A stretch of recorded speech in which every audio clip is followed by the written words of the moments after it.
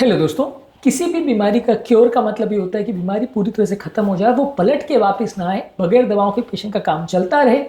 ये किसी बीमारी के क्योर का डेफिनेशन होता है। कैंसर के कॉन्टेक्स्ट में ज्यादातर लोग क्योर वर्ड का प्रयोग नहीं करते, ज्यादातर डॉक्टर्स रेमिशन वर्ड का प्रयोग करते हैं, जिसका बेसिकली मतलब ये होता है कि बीमारी रुक गई है, थम गई है, कोई क्लिनिकल एविडेंस नहीं है बीमारी का।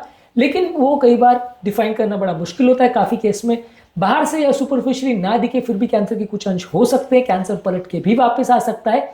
इसलिए कैंसर के केस में क्योर की क्या डेफिनेशन है, क्या क्राइटेरिया है, क्या इसमें की चैलेंजेस हैं और क्यों हम क्योर वर्ड का प्रयोग नहीं करते, ये सारी चीज़ों पर हम बात करेंगे। और कौन कौन से कैंसर है जिसमें क्योर की स्पीड थोड़ी ज़्यादा है या सक्सेस रेशियो ज़्यादा है, इस पर आज हम बात करेंगे। टॉपिक पर जाने से पहले जो लोग हमारे चैनल पर नए हैं उन्हें रिक्वेस्ट करूंगा कि चैनल को सब्सक्राइब करें, वीडियोस को लाइक करें, शेयर करें, फॉलो करें, कमेंट करें, पूरा देखें। टॉपिक इंपॉर्टेंट है, इसे एंड तक देखिएगा। चलिए शुरू करते हैं।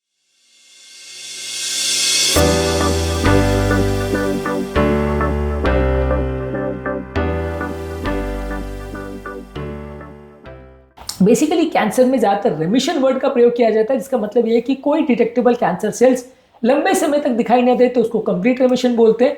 पार्शियल रेमिशन का मतलब यह कि कैंसर श्रिंक तो हो गया है लेकिन पूरी तरह डिसअपियर नहीं हुआ है। मतलब आपने जो थेरेपी दी उससे कैंसर छोटा हो गया है, वापस बढ़ नहीं रहा है, लेकिन पूरी तरह डिसअपियर नहीं हुआ है। कंप्लीट रेमिशन तब बोलते हैं जब वो लंबे समय तक कोई भी डिटेक्टेबल कैंसर सेल बॉडी में नहीं है और ये पीरियड 1 साल 2 साल तक मेंटेन रह रहा है, तो उसको प्रोलॉन्ग्ड या कंप्लीट रेमिशन बोलते हैं। क्योर वर्ड नहीं यूज कर रहे क्योंकि क्योर में वापस पलट के आने की संभावना नहीं होनी चाहिए बाय डेफिनेशन, लेकिन यहाँ पे कैंसर वापस पलट के आ सकता है। कैंसर का एविडेंस ना हो फिर भी वही कैंसर या दूसरी तरह का कैंसर वापस पलट के आ सकता है, तो इसलिए कैंसर में यूजली क्योर वर्ड का प्रयोग नहीं करते। यहाँ पे हम अलग अलग स्कैनिंग द्वारा डिटेक्टेबल अगर कैंसर नहीं है तो उसको हम रेमिशन मान सकते हैं। ज्यादातर ये ब्रेस्ट, कोलोरेक्टल कैंसर और लिम्फोमा के केस में ज्यादातर क्योर या रेमिशन अच्छे से देखने को मिलता है। बाकी कई सारे कैंसर में तो रेमिशन नहीं भी होता है। हर कैंसर का एक क्रिटिकल रिकरेंस पीरियड होता है जिस दौरान उस कैंसर के वापस पलट के आने का सबसे ज्यादा चांस होता है। ब्रेस्ट कैंसर के केस में क्रिटिकल रिकरेंस पीरियड जो है वो 5 इयर्स का होता है, यानी 5 साल के अंदर ब्रेस्ट कैंसर वापस पलट के आ सकता है। ल्यूकेमिया में 5 साल अगर कैंसर नहीं वापस पलट के आता है तो उसको क्योर माना जा सकता है। टेस्टिकुलर कैंसर में 2 से 3 साल का क्रिटिकल रिकरेंस पीरियड होता है। अगर इसके दौरान कैंसर रिकरेंस नहीं होता तो आप मान सकते हो कि वो क्योर हो गया। तो हर कैंसर का एक रिकरेंस पीरियड होता है जिसमें आप मान सकते हो कि इस दौरान अगर कैंसर पलट के नहीं आ रहा तो आप उसको क्योर मान सकते हो। ब्रेस्ट और ल्यूकेमिया में 5 साल, टेस्टिकुलर कैंसर में 3 साल है।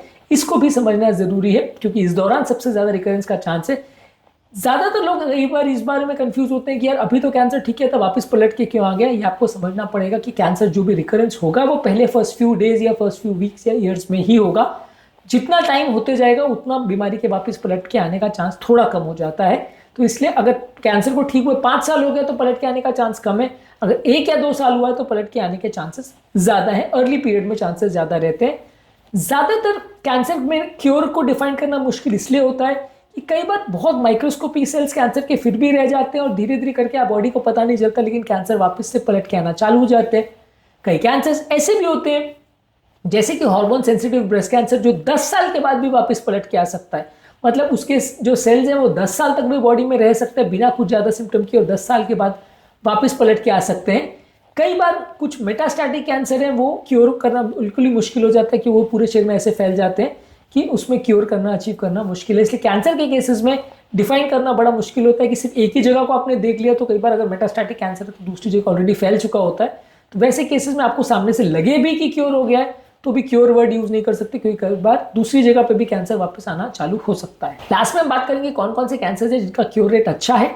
टेस्टिकुलर कैंसर में 95% क्योर रेट है 5 इयर्स में।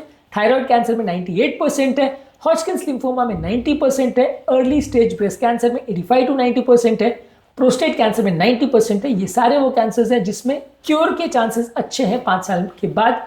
बाकी ज़्यादातर कई कैंसर ऐसे हैं जैसे कि ब्रेन का कैंसर, जैसे कि लंग्स का कैंसर, जैसे कि लिवर का कैंसर, पेट का कैंसर, इसमें क्योर का या रिमिशन का चांस उतना ज़्यादा अच्छा नहीं है।